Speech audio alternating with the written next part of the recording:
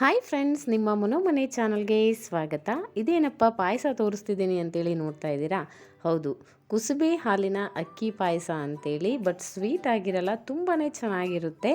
ಉತ್ತರ ಕರ್ನಾಟಕದಲ್ಲಿ ಹಬ್ಬಗಳನ್ನ ಮಾಡಿದಾಗ ಈ ಪಾಯಸನ ಕಂಪಲ್ಸರಿಯಾಗಿ ಮಾಡ್ತಾರೆ, ಅಷ್ಟು ಚೆನ್ನಾಗಿರುತ್ತೆ. ಇವಾಗ ಬನ್ನಿ ಹೇಗೆ ಮಾಡೋದು ಅಂತೇಳಿ ನೋಡೋಣ. ನಾನಿಲ್ಲಿ ಒಂದು 3 ಟೇಬಲ್ ಸ್ಪೂನ್ನಷ್ಟು ಕುಸುಬೆ ಕಾಳನ್ನು ತೊಗೊಂಡಿದ್ದೀನಿ.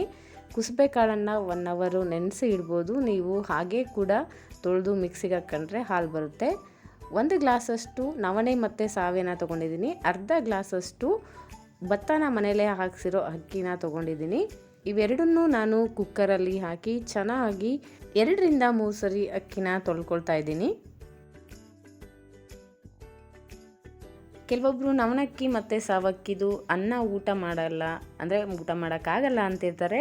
ಅವರು ಈ ಥರ ಅಕ್ಕಿ ಪಾಯಸನ ಮಾಡ್ಕೊಂಡು ತಿಂದರೆ ತುಂಬಾ ಟೇಸ್ಟಿಯಾಗಿರುತ್ತೆ. ನೀವು ನೋಡ್ತಾ ಇರ್ಬೋದು, ಅಕ್ಕಿನ ನಾನಿವಾಗ ತೊಳ್ಕೊಂಡಿದ್ದಾಗಿದೆ.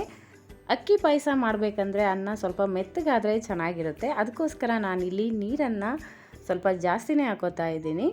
ನೀವು ನೋಡ್ತಾ ಇರ್ಬೋದು. ಇವಾಗ ನೆಕ್ಸ್ಟು ಅರಿಶಿಣದ ಎಲೆನ ಹಾಕೋತಾ ಇದ್ದೀನಿ. ಹಸಿ ಅರಿಶಿಣದ ಎಲೆ ಇದ್ದರೆ ಅದನ್ನು ಕೂಡ ನೀವು ಹಾಕೋಬೋದು.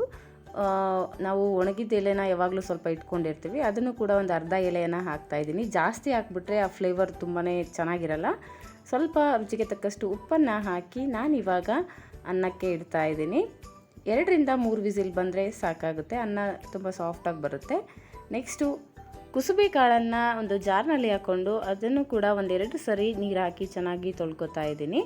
ನೀವು ಒಂದು 1 ಅವರ್ ಅಥವಾ 2 ಅವರ್ ಕೂಡ ನೀವು ನೆನೆಸ್ಕೋಬೋದು. ಅರ್ಜೆಂಟಾಗಿ ನಾವು ಮಾಡಬೇಕಪ್ಪ ಅಂದ್ಕೊಂಡ್ರೆ ಹಾಗೆ ಕೂಡ ನೀವು ಗ್ರೈಂಡ್ ಮಾಡಿಕೊಂಡ್ರೂ ಕೂಡ ಅದು ಚೆನ್ನಾಗಿ ಹಾಲು ಬಿಟ್ಕೊಳ್ಳುತ್ತೆ. ನೀವು ನೋಡ್ತಾ ಇರ್ಬೋದು ಎಷ್ಟು ಚೆನ್ನಾಗಿ ಹಾಲು ಬಿಟ್ಕೊಂಡಿದೆ. ಎಸ್, ಇದು ತುಂಬಾ ಟೇಸ್ಟಿಯಾಗಿರುತ್ತೆ. ಹಾಲು ಹಾಗೇನೂ ಕುಡಿಬೋದು, ಅಷ್ಟು ಟೇಸ್ಟಾಗಿರುತ್ತೆ.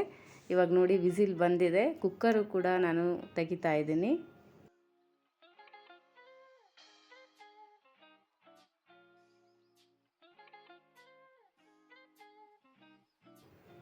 ಅನ್ನ ಕೂಡ ತುಂಬ ಮೆತ್ತಗಾಗಿದೆ.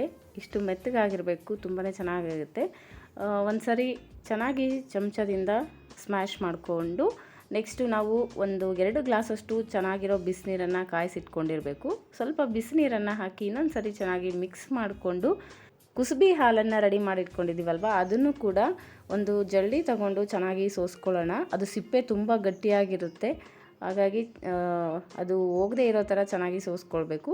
ಅದಕ್ಕೂ ಸ್ವಲ್ಪ ನೀರು ಹಾಕಿ ಹಾಲು ಹೋಗೋ ಥರ ಚೆನ್ನಾಗಿ ಸೋಸ್ಕೊಂಡಾದಮೇಲೆ ಮಿಕ್ಸ್ ಮಾಡಿಕೊಂಡು ರುಚಿಗೆ ತಕ್ಕಷ್ಟು ಉಪ್ಪನ್ನು ಹಾಕ್ಕೊಳ್ಳೋಣ.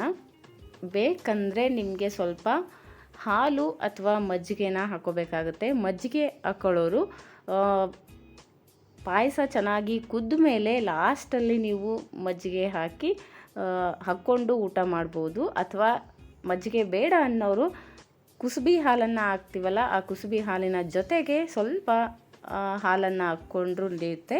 ಅಕ್ಕಿ ಪಾಯಸ ಚೆನ್ನಾಗಿ ಕುದೀತಾ ಇದೆ. ಕುಸುಬೆ ಹಾಲು ಮತ್ತು ಅರಿಶಿಣದ ಎಲೆ ಎಷ್ಟು ಘಮ ಬರ್ತಾ ಇದೆ ಅಂದರೆ ತುಂಬಾ ಚೆನ್ನಾಗಿದೆ. ತಿನ್ನಬೇಕು ಅನಿಸ್ತಾ ಇದೆ, ಅಷ್ಟು ಚೆನ್ನಾಗಿ ಘಮ ಬರ್ತಾ ಇದೆ. ಇದ್ರ ಹೆಸರು ಅಕ್ಕಿ ಪಾಯಸ ಅಂತೇಳಿ, ಬಟ್ ಇದಕ್ಕೆ ಯಾವುದೇ ಸಕ್ಕರೆ ಬೆಲ್ಲನ ನಾವು ಬಳಸ್ತಾ ಇಲ್ಲ. ಇವಾಗ ಅಕ್ಕಿ ಪಾಯಸ ರೆಡಿಯಾಗಿದೆ. ಇದಕ್ಕೆ ಸೈಡ್ ಬೇಕಲ್ವಾ, ಅದಕ್ಕೋಸ್ಕರ ಒಂದು ಸಣ್ಣ ಬಾಣಲಿನ ಇಟ್ಕೊಂಡು ಇದಕ್ಕೆ 2 ಟೇಬಲ್ ಸ್ಪೂನಷ್ಟು ಎಣ್ಣೆನ ಹಾಕಿ ಮಜ್ಜಿಗೆ ಮೆಣಸಿನ್ಕಾಯಿ ಅಂತಾರಲ್ವ, ಬಳಕ ಮೆಣಸಿನ್ಕಾಯಿ, ಅದನ್ನು ಇಲ್ಲಿ ನಾನು ಕರ್ಕೋತಾ ಇದ್ದೀನಿ. ಈ ಅಕ್ಕಿ ಪಾಯಸಕ್ಕೆ ಇದು ಒಳ್ಳೆ ಕಾಂಬಿನೇಷನ್ ಅಂತಲೇ ಹೇಳ್ಬೋದು. ಹೀರೆಕಾಯಿ ಪಲ್ಯ ಮತ್ತು ಬದನೆಕಾಯಿ ಪಲ್ಯ ಅಥವಾ ಈ ಮಜ್ಜಿಗೆ ಮೆಣಸಿನ್ಕಾಯಿ ಇದ್ದರೆ ಅಕ್ಕಿ ಪಾಯಸ ತಿಂತಾಯಿದ್ರೆ ಎಷ್ಟು ತಿಂತೀವಿ ಅನ್ನೋದು ಗೊತ್ತಾಗಲ್ಲ, ಅಷ್ಟು ಚೆನ್ನಾಗಿರುತ್ತೆ. ಮಕ್ಳಿಗೂ ಕೂಡ ತುಂಬ ಹೆಲ್ದಿ ಅಂತಲೇ ಹೇಳ್ಬೋದು. ಇವಾಗ ಒಂದು ಬೌಲ್ನ ತೊಗೊಂಡು ಬೌಲ್ಗೆ ಸರ್ವ್ ಮಾಡ್ಕೋತಾ ಇದ್ದೀನಿ. ಇದರಲ್ಲಿ ಸಾಮೆ ಮತ್ತು ನವಣೆ ಅಕ್ಕಿಯನ್ನು ಬಳಸಿರೋದ್ರಿಂದ ಹೆಲ್ತ್ಗೂ ಕೂಡ ತುಂಬಾ ಒಳ್ಳೆಯದು.